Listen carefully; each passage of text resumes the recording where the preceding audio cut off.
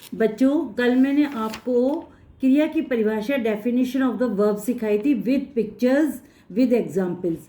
आज मैं आपको क्रिया के भेद टाइप्स ऑफ वर्ब सिखा रही हूँ। क्रिया के दो भेद होते हैं, सकर्मक क्रिया जिसको इंग्लिश में बोलते हैं ट्रांजिटिव वर्ब, अकर्मक क्रिया इंट्रांजिटिव वर्ब। तो बेटा सकर्मक, सकर्मक स मतलब होता है विद, कर्मक विद ऑब्जेक्ट इद। मैंने कल आपको सब चीज़ बताया था, सब्जेक्ट क्या होता है, ऑब्जेक्ट क्या होता है और वर्ब क्रिया क्या होती है। तो आप उसी के बेस पे आगे समझिए। सकर्मक क्रिया किसे कहते हैं? जिसके अंदर कर्म होता है। सकर्मक मतलब विद ऑब्जेक्ट, ऑब्जेक्ट जरूरी है। और ऑब्जेक्ट आपको मालूम है, या तो नाउन होना चाहिए, नाउन में कोई भी प्लेस हो, कोई भी थिंग हो और कोई भी पर्सन हो। लेकिन विद ऑब्जेक्ट का मतलब है इसके अंदर कोई ना कोई नाउन होना चाहिए, चाहे प्लेस होना चाहिए, चाहे थिंग होना चाहिए या फिर पर्सन। ओके, तो हम इसको बोलेंगे सकर्मक मतलब अब जिन वाक्यों में कर्म हो, ऑब्जेक्ट हो, वहाँ सकर्मक क्रिया होती है। ठीक है, अब देखो सब्जेक्ट, एक मेरा फॉर्मूला इंग्लिश में है, पहले सब्जेक्ट होता है प्लस ऑब्जेक्ट आता है और लास्ट में क्रिया आती है। हिंदी में पहले सब्जेक्ट होता है, बीच में ऑब्जेक्ट होता है और वर्ब हमारा लास्ट में होता है। कर्ता, जिसे कर्ता मीन्स काम करने वाला। काम करने वाला कौन है? कोई पर्सन है, कोई नहीं, कोई भी पर्सन है। और ऑब्जेक्ट क्या काम कर रहा है और क्रिया क्या क्या क्रिया हो रही है। ठीक है, अब इसको ध्यान से समझिए आप। जैसे विवेक पुस्तक पढ़ रहा है, मैं आपको इतना, आप डिटेल में मत जाइए, एक सिंपल सी बात बता रही हूँ। अभी जस्ट मैंने आपको बताया था ऑब्जेक्ट में अगर क्रिया की सकर्मक क्रिया पहचाननी है आपको, तो आप नाउन देख लो। सब्जेक्ट के बाद कोई भी नाउन वर्ड आया है तो इसका मतलब उसके अंदर कोई ना कोई ऑब्जेक्ट है। जैसे मैं अभी आपका ये पुस्तक वर्ड छिपा लेती हूँ, सपोज पुस्तक, तो विवेक, विवेक करता हो गया, पढ़ रहा है क्रिया हो गया। और इसका मतलब ये हो गया इसके अंदर कोई ऑब्जेक्ट नहीं है, कोई नाउन नहीं है। अगर नाउन आ गया तो वो हमारा कर्म बन जाएगा। विवेक क्या कर रहा है? विवेक पुस्तक पढ़ रहा है। ठीक है, अब नेक्स्ट देखो, बंदर आम तोड़ रहा है। अभी मैं आम नाउन है, मैं इसे छुपा लेती हूँ, तो बंदर तोड़ रहा है, तो अब लेकिन इसमें कर्म है तो बंदर तोड़ रहा है। ये हमारा क्या हो गया? सकर्मक। सकर्मक का मतलब है ऑब्जेक्ट होना, वो नाउन का कोई ना कोई नाउन का, थिंग, पर्सन, प्लेस, कुछ भी होना बहुत ज़रूरी है।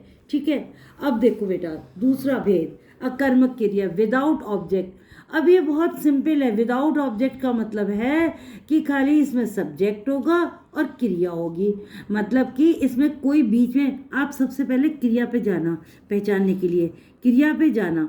हंस रही है, कौन हंस रही है? कर्ता, सब्जेक्ट हो गया। बीच में तो नहीं कुछ आया ना, किस पर हंस रही है, क्यों हंस रही है, कोई नाउन, प्लेस, पर्सन कुछ आया है? नहीं।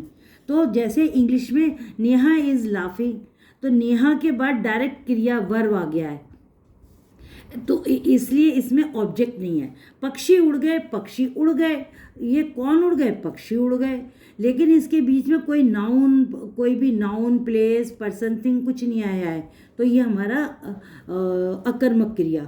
मैंने सबसे बड़ी पहचान बता दी है। सकर्मक क्रिया में सब्जेक्ट के साथ कोई ना कोई नाउन होना चाहिए और क्रिया तो होती ही होती है, तो वो हमारा ये सकर्मक क्रिया कहलाएगी। और ऑब्जेक्ट और इसमें अकर्मक क्रिया में बेटा कोई ना कोई नाउन बीच में नहीं होता है, सिर्फ सब्जेक्ट होता है, क्रिया होती है, तो वो हमारी अकर्मक क्रिया यानी विदाउट ऑब्जेक्ट। अब एक दो एग्जाम्पल और देखो बेटा। सर्वक क्रिया की एक ट्रिक बता दी मैंने आपको। जैसे दुकानदार आइसक्रीम बेच रहा है, अगर मैं इस आइसक्रीम को छुपा लूँ तो दुकानदार बेच रहा है, आइसक्रीम हमारा नाउन है ना, मैंने नाउन को छुपा लिया तो दुकानदार बेच रहा है, ये अकर्मक हो जाएगा। नाउन बीच में आ गया तो ये हमारा क्या बन गया बेटे? ये हमारा सकर्मक बन गया। ऐसे ही ये देखो, बच्चों ने गुब्बारे खरीदे, बच्चों हमारा सब्जेक्ट हो गया, कर्ता हो गया, खरीदे हमारी वर्ब क्रिया हो गई। अगर मैं गुब्बारे छुपा दे देती हूँ तो ये अकर्मक है, अगर गुब्बारे नाउन आ गया तो ये हमारा सकर्मक है। अब ऐसी अकर्मक क्रिया की ट्रिक कि अब देखो लड़कियां नाच रही हैं, लड़कियां हमारी सब्जेक्ट हो गई, नाच रही हैं हमारी क्रिया हो गई। लेकिन लड़कियों के बाद कोई नाउन आया है? नहीं आया है, सिर्फ हमारी क्रिया आई है। जैसे लड़कियां, गर्ल्स आर डांसिंग, तो उसमें सिर्फ हेल्पिंग वर्ब के साथ ही डांस आ गया है। ऐसे आप नीचे देखो, इसमें बच्चे खेल रहे हैं। अब बच्चे इज चिल्ड्रन आर प्लेइंग, तो बीच में कोई नाउन आया है बच्चों के बाद? नहीं आया है, सिर्फ सब्जेक्ट और क्रिया आई है। तो इसलिए हमारी सबसे बड़ी पहचान है सकर्मक में अगर सब्जेक्ट के बाद कोई नाउन आता है, प्लेस, पर्सन, थिंग, तो वो सकर्मक है विद ऑब्जेक्ट।